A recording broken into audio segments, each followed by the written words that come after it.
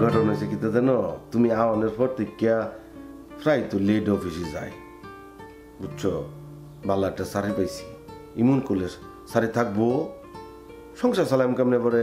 একটা কথা কইয়া মাইন্ড করুন না যে বিয়ার আগে শুনছি যে আমার এত ইনকাম এমেরি হাত থাকে, আর এখন এই আনে দেখি ওমায় গো উল্টাটা।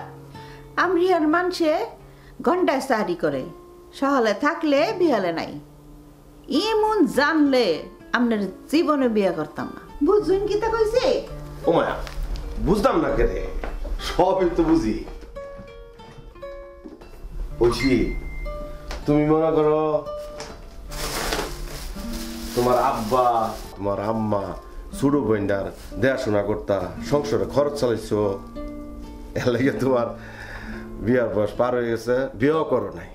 সবচেয়ে বড় কথা কি জানো, তোমার মধ্যে মানবতা আর সততা আছে দেখে কিন্তু তোমার আমি শাদী করছি।